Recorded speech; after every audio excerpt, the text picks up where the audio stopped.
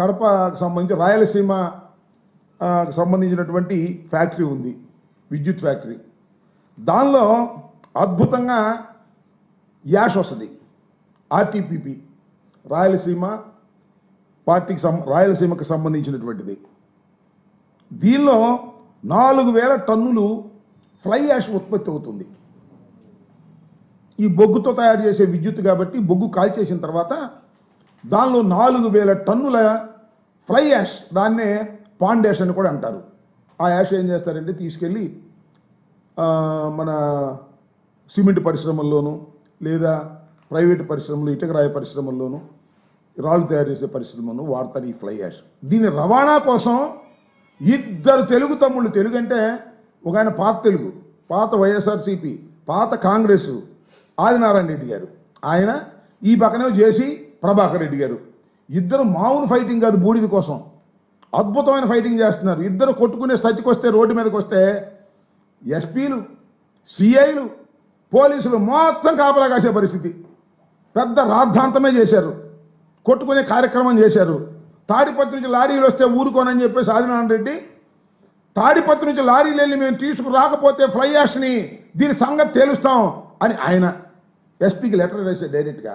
అసలు ఆదినారాయణ రెడ్డి ఎవరు, ఆయనకి ఏం సంబంధం, ఆయన ఏ పార్టీ, నేను తెలుగుదేశం పార్టీలో మొట్టమొదటి నుంచి ఉన్నాను అని. దీంతో పెద్ద గందరగోళం అయిపోయింది. గందరగోళం అయిపోతే ఏం చేశారండి, చంద్రబాబు నాయుడు గారు ఇద్దరికి పంచాయతీకి పిలిచాడు. నిన్నే పాపం ఆదినారాయణ రెడ్డి వచ్చాడు, మన జేసీ ప్రభాకర్ రెడ్డి గారు రాలా, ఏం చేస్తావు చేసుకోమన్నాడు. నేను రానన్నాడు.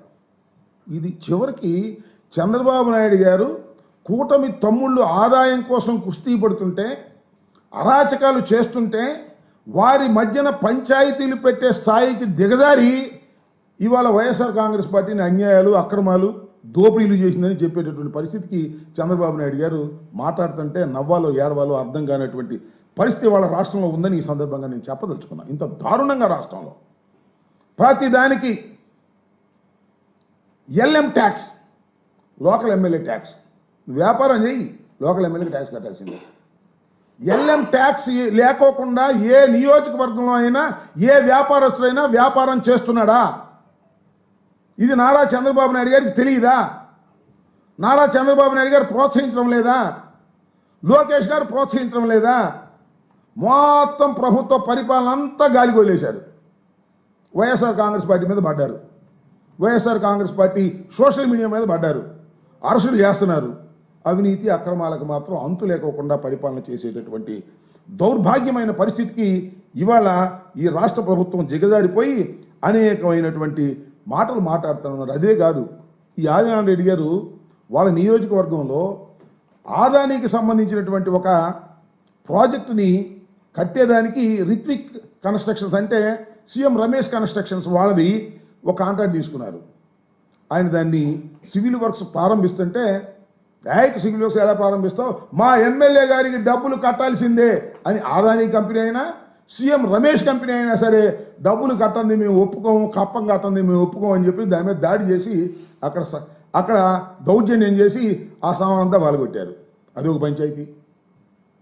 వాళ్ళిద్దరు బీజేపీని, మళ్ళా బీజేపీ అయినా జనసేన అయినా తెలుగుదేశం అయినా క్యాష్ కొట్టందే పని కాదు అనేటువంటి పరిస్థితుల్లోకి ఇవాళ రాష్ట్రంలో ఉన్నటువంటి శాసనసభ్యులు విరుచుకు పడుతూ ఉంటే చంద్రబాబు నాయుడు గారు మాత్రం నేతి బీరకాయలు నెయ్యిలాగా కోస్తా ఉన్నాడు. అన్ని సొరకాయలు కోసినట్టుగా కోసేటటువంటి మార్గం చూస్తున్నాడు చంద్రబాబు నాయుడు గారు. ఇది చాలా దుర్మార్గమైనటువంటి పరిస్థితిని మనం చేస్తున్నాం.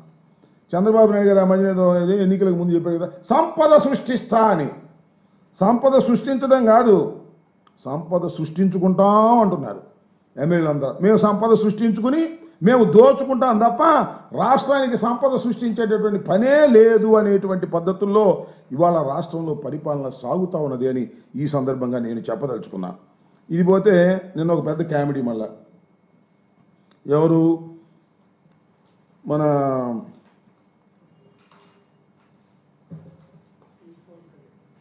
పవన్ కళ్యాణ్ గారు. ఎంత దుర్మార్గం అంటే, పవన్ కళ్యాణ్ గారు నిన్న కాకినాడ వెళ్ళాడు. ఎందుకు వెళ్ళారు స్వామి అంటే, అంతకుముందే కలెక్టర్ గారు అక్కడ జరుగుతున్నటువంటి ఈ పీడిఎస్ రైస్ బియ్యాన్ని ఒక షిప్లో వెళుతుంటే దాన్ని పట్టుకున్నారని వార్త వచ్చింది. కలెక్టర్ గారే సాక్షాత్తు వెళ్ళాడు, దాన్ని పరిశీలన చేశాడు, సీజ్ చేశాడు, వచ్చాడు. మళ్ళా పవన్ కళ్యాణ్ గారు వెళ్ళాడు, రాష్ట్ర ఉప ముఖ్యమంత్రి గారు.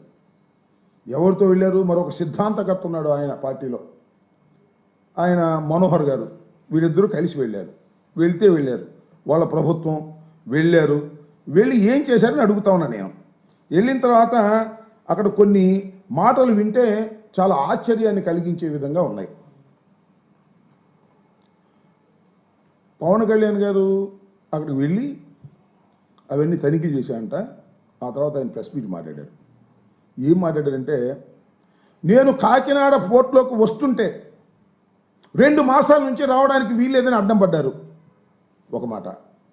నేను వస్తే అధికారులు సహకరించలేదు, ఎస్పీ నా దగ్గరికి రాలేదు, పౌర సరఫరాల శాఖకు సంబంధించినటువంటి అధికారులు కూడా సహకరించలేదు.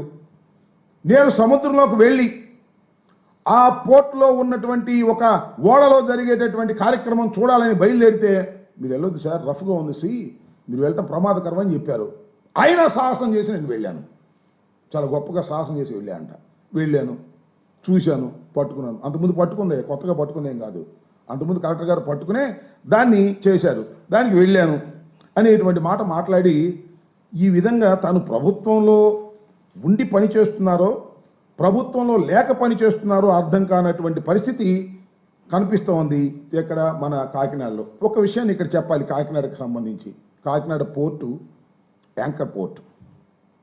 ఈ రాష్ట్రంలోనే కాదు, ఛత్తీస్గఢ్లోను, ఒరిస్సాలోను అక్కడి నుంచి కూడా బియ్యం వచ్చి ఇక్కడి నుంచి ఎగుమతి అవుతాయి. ఎక్కడికి ఎగుమతి అవుతాయి? ఇతర దేశాలకు ఎగుమతి అవుతాయి. దాని ద్వారా మనకు ఫారెన్ ఎక్స్చేంజ్ వస్తుంది. చట్టబద్ధంగానే ఎగుమతి అవుతాయి రైస్ అంతా కూడా, బియ్యం అంతా కూడా. అయితే ఇక్కడ జరిగేది ఏంటంటే, ఈ బియ్యంలో పీడిఎస్ రైస్ కూడా కలిపి పంపిస్తున్నారు. అది scam. 80% of the PDS rice ఈ విధంగా ఇతర దేశాలకు ఎగుమతి చేసేటటువంటి ఒక యంత్రాంగం, ఒక స్కామ్ తయారైంది. అది ఎప్పుడు జగన్మోహన్ రెడ్డి గారి టైంలో తయారు కాలేదు, లేదా అక్కడ ఉన్నటువంటి మా ఎమ్మెల్యే గారు చంద్రశేఖర్ రెడ్డి గారి టైంలోనూ తయారు కాలేదు. ఇది అనాదిగా తయారైనటువంటి అంశం. దాన్ని అన్ని ప్రభుత్వాలు ఖండిస్తున్నాయి. వాటిని జరగకోకుండా ఉండేందుకు ప్రయత్నం చేస్తున్నా కూడా జరుగుతూనే ఉన్నటువంటి కార్యక్రమం మనం చూస్తున్నాం. ఇవాళ నేను మనవి చేస్తున్న, వైఎస్ఆర్ కాంగ్రెస్ పార్టీ అధికారంలోకి దిగిపోయి చంద్రబాబు నాయుడు గారి కూటమి ప్రభుత్వం అధికారంలోకి వచ్చిన తర్వాత 6 మాసాలు అయింది. 6 మాసాల్లో మన మంత్రి గారు, ఆ పౌర సరఫరాల శాఖ మంత్రి గారు జనసేన పార్టీకి చెందిన ఆయన దీన్ని అరికట్టేస్తాను అన్నాడు. మంచిదే, అరికట్టాడా? దేశం అంతా తిరిగాడు, రాష్ట్రం అంతా తిరిగాడు, మిల్లు మీద సీజ్ చేశాడు. 68,000 42,000 మెట్రిక్ టన్నుల యొక్క లక్షల మెట్రిక్ టన్నులు నేను సీజ్ చేశాను అన్నాడు. మరి ఎందుకు వెళ్తున్నాయి అక్కడ? వాళ్ళు ఎందుకు కలెక్టర్ గారు పట్టుకున్నాడు? మన ఈయన ఎందుకు వెళ్ళాడు? పవన్ కళ్యాణ్ గారు ఉప ముఖ్యమంత్రి గారు. నేను అడుగుతా ఉన్నా, ఉప ముఖ్యమంత్రి గారు అక్కడికి వెళ్ళాడు, వెళితే ఎవరూ సహకరించలేదంట. అసలు మీరు ఎందుకు వెళ్ళారో నాకు అర్థం కాల. ఉప ముఖ్యమంత్రి గారు అక్కడికి వెళ్ళి అధికారుల మీద విరుచుకుపడేటటువంటి కార్యక్రమం చేశాడు. నేను మనవి చేస్తున్నా ఉప ముఖ్యమంత్రి గారికి, అయ్యా ఉప ముఖ్యమంత్రి గారు, ఈ టోటల్ స్కామ్లో వైఎస్ఆర్ కాంగ్రెస్ పార్టీకి ఏమీ సంబంధం లేదు. మీ ప్రభుత్వం అధికారంలో ఉంది, మీ ఎమ్మెల్యేలు అక్కడ ఉన్నారు, మీ ఎమ్మెల్యేలే దీనికి ప్రధానమైన కారకులు అని ఈ సందర్భంగా నేను చెప్పదలుచుకున్నాను. సాక్ష్యాధారాలతో కూడా అవసరమైతే నిరూపించడానికి సిద్ధంగా ఉన్నాం. మొత్తం ఉన్నటువంటి 164 మంది ఎమ్మెల్యేలు కూడా పీడిఎస్ రైస్లో దొంగతనం చేసే కార్యక్రమంలో వారు కూడా పాలు పంచుకునేటువంటి కార్యక్రమం ఉన్నారు. ప్రతి నియోజకవర్గంలోనూ 5 లక్షలు, 10 లక్షలు, 20 లక్షలు, 50 లక్షలు, కోటి రూపాయల వరకు నెలవారీగా మామూలు తీసుకునే కార్యక్రమం ఎమ్మెల్యేలు చేస్తున్నారు. మీ ఎమ్మెల్యేలు ఏమో శుభ్రంగా మామూలు తీసుకొని పీడిఎస్ రైస్నేమో మిల్లర్లకు పంపించి, ఆ మిల్లర్ల దగ్గర నుంచి వాడల్లోకి ఎక్కించి పంపించే కార్యక్రమం చేస్తున్నారు. మీరేమో అధికారుల మీద కేకలేసే కార్యక్రమం చేస్తున్నారు. మీరు వెళితే నేను అడుగుతా ఉన్నాను సార్ పవన్ కళ్యాణ్ గారిని, ఈ రాష్ట్ర ఉప ముఖ్యమంత్రి గారిని, అయ్యా మీరు వెళితే అధికారులు మీకు సహకరించలేదని నిప్పులు జరుగుతున్నారు కదా, అది ఎందుకు సహకరించలేదు? అసలు మీరు అధికారంలో ఉన్నారు కదా. బహుశా ముఖ్యమంత్రి గారు మాకు అనుమానం వస్తుంది. ముఖ్యమంత్రి గారు మీరు వెళితే సహకరించొద్దని ఏమైనా చెప్పారా? లేకపోతే లోకేష్ బాబు గారు మీరు వెళితే అధికారులు ఎవరు సహకరించకూడదని చెప్పారా? ఉప ముఖ్యమంత్రి గారు అంటే చిన్నవారు కాదు కదా. 21 సీట్లు పోటీ చేస్తే 21 సీట్లు గెలుచుకున్నటువంటి వ్యక్తి, 100% స్ట్రైక్ రేట్ ఉన్నటువంటి వ్యక్తి ఎవరు? మన పవన్ కళ్యాణ్ గారు. ఆ పవన్ కళ్యాణ్ గారు వెళ్తే అధికారులు సహకరించలేదని చెప్పడానికి ఐ నాట్ ఫీలింగ్ షై. అధికారులు మీరు సహకరించకపోతే మీరు ఏం చేయాలి? అసలు మీరు ప్రభుత్వంలో ఉన్నారా, ఇంకా ప్రశ్నించే ధోరణిలో ఉన్నారా? ఒక్కసారి ఆలోచించుకోవాల్సినటువంటి అవసరం ఉందని కూడా మనం చేస్తున్నాం. ఇవాళ చంద్రబాబు నాయుడు గారి పరిపాలనలో మీరేం చెప్తున్నారు? చంద్రబాబు నాయుడు గారు 5 సంవత్సరాలే కాదు, ఇంకో 5 సంవత్సరాలు కూడా ఈ రాష్ట్రాన్ని పరిపాలన చేయాలి, 10 సంవత్సరాలు ఈ రాష్ట్రాన్ని పరిపాలన చేయాలి అంటున్నారు. చేసుకొని మాకేమో మీ ప్రభుత్వం మళ్ళీ తిరిగి అధికారంలోకి వచ్చిన రోజున మళ్ళా చంద్రబాబు నాయుడు గారినే ముఖ్యమంత్రిగా చేసుకోండి. ఇన్ని పాపాలు చేసి మళ్ళీ తిరిగి మీ రాష్ట్రంలో ఈ రాష్ట్రంలో మళ్ళీ మీరు అధికారంలోకి వచ్చేటటువంటి ప్రశ్న ఉద్భవిస్తుందని మీరు అనుకుంటే అది మీరు పప్పులో కాలేసినట్లు లెక్క. మళ్ళీ తిరిగి చంద్రబాబు నాయుడు గారినే మీరు అధికారంలోకి తీసుకొచ్చి ఆయన్నే ముఖ్యమంత్రిగా చేయాలంటే మాకేం బాధలేదు. ఏదైనా బాధపడాల్సి ఉంటే లోకేష్ బాబు బాధపడాల్సింది తప్ప మాకేమీ సంబంధం కూడా లేదని మనవి చేస్తున్నా. మీరు 100కి 100 పాళ్ళు మళ్ళీ తిరిగి అధికారంలోకి వచ్చేటటువంటి పరిస్థితి లేదనేది కూడా మీరు గుర్తుపెట్టుకోమని మనవి చేస్తున్నా. ఇవాళ మీరు కాకినాడ వెళ్ళి సినిమాలో లాగా ఒక డ్రామా కార్యక్రమం, సినిమా షూటింగ్ కార్యక్రమం మీరు చేసేటటువంటి ప్రయత్నం చేశారు తప్ప చిత్తశుద్ధితో పీడిఎస్ రైస్ని డిస్ట్రిబ్యూషన్ని ఆపాలనేటువంటి కార్యక్రమం మీరు చేయలేదు. 11,000 కోట్ల రూపాయలు ఇవాళ రాష్ట్ర ప్రభుత్వం కానీ కేంద్ర ప్రభుత్వం కానీ దాన్ని ఖర్చు పెడతా ఉంది.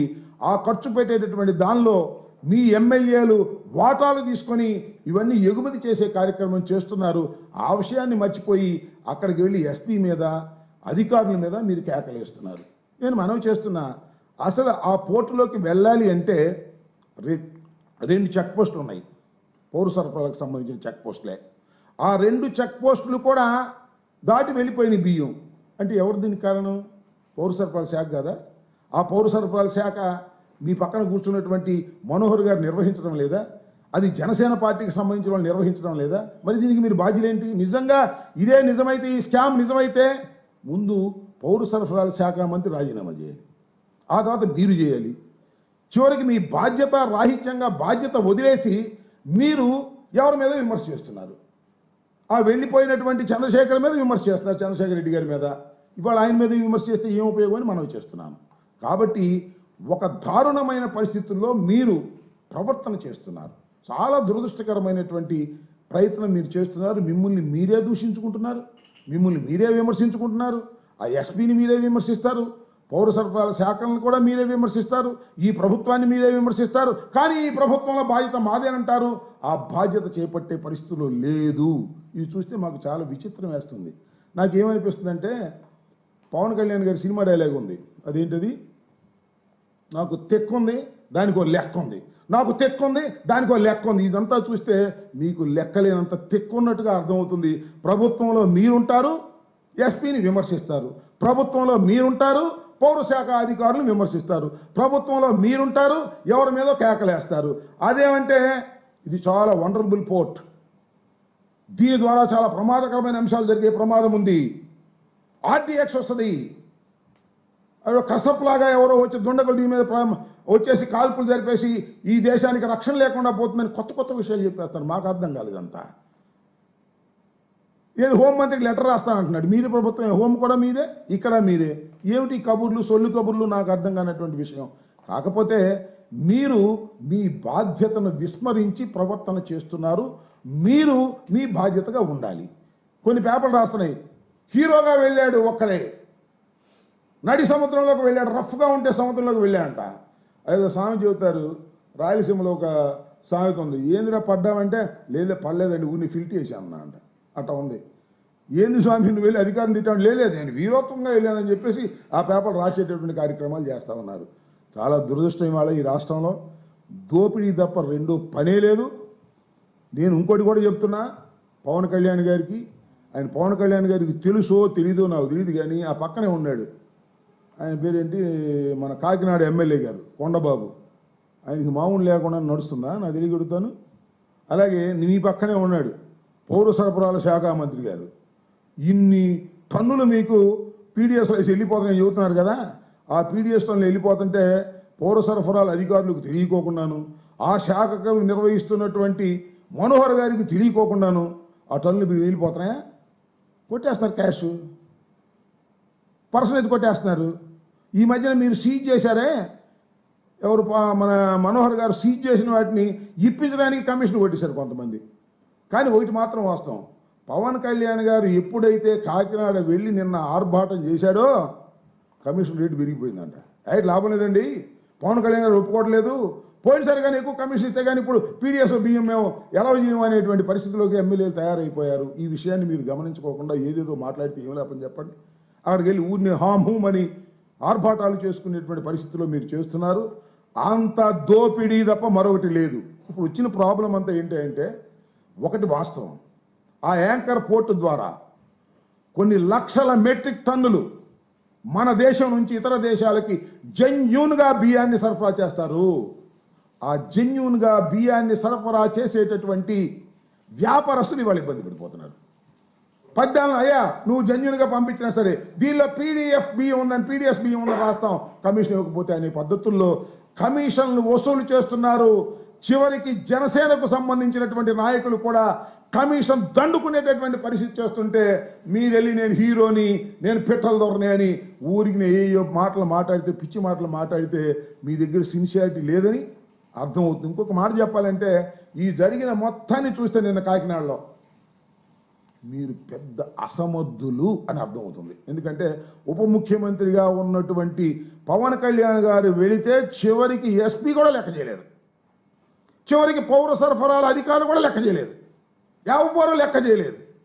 అంటే ఈ రాష్ట్రంలో ఉప ముఖ్యమంత్రి అనే వ్యక్తి చాలా అసమర్థుడు, లెక్క చేయవలసిన అవసరం లేదు అనే భావన కలుగుతుంది. మా అభిప్రాయం కాదు. అలాంటి భావనతో ఇవాళ రాష్ట్రంలో మీరు ఉన్నారనే విషయాన్ని గమనించండి. ఎన్నెన్ని కబుర్లు చెప్పినా సిన్సియారిటీ లేకోకుండా మీ చుట్టుపక్కల ఉన్నటువంటి దొంగలందరినీ కూడా మీరు చెక్ చేసుకోకుండా మాట్లాడితే దానికి అర్థం పర్థం ఉండదనే విషయాన్ని పవన్ కళ్యాణ్ గారు తెలుసుకోవాలి. ఇవాళ పీడిఎస్ రైస్ మాఫియాకి నాయకత్వం వహిస్తున్నది తెలుగుదేశం సభ్యులు, కూటమి సభ్యులు కమిషన్లు తీసుకొని చేస్తున్నారు. ఇది ఒక ఆదాయపు సోర్సుగా ప్రతి శాసనసభ్యుడు భావిస్తున్నాడు. పెద్ద ఎత్తున దీన్ని అక్రమాన్ని ఆపవలసినటువంటి బాధ్యత ఈ కూటమి ప్రభుత్వానికి ఉంది. కానీ కూటమి ప్రభుత్వం అలా చేసే పనిలో లేదు. ఎమ్మెల్యేలు శుభ్రంగా సంపాదించుకోండి, మీకు ఆదాయాలు పెంచుకోండి, నేను పంచాయతీలు చేస్తాను అని చంద్రబాబు నాయుడు గారు అదేదో సినిమాలో చెబుతారు కదా, 2 ముఠాలకు తగాదా వస్తే ఇంకో పెద్ద ముఠా దగ్గరికి వెళ్ళి అందరూ సరి చేసుకునే కార్యక్రమం. ఆ విధంగా చంద్రబాబు నాయుడు గారు అందరినీ పిలిచి పంచాయతీలు చేసి, అబ్బాయి ఈ బూడిదలో కొంత నువ్వు తీసుకో, ఆ బూడిదలో కొంత నువ్వు తీసుకో, ఈ 5 షాపులు నువ్వు తీసుకో, ఈ 2 షాపులు నువ్వు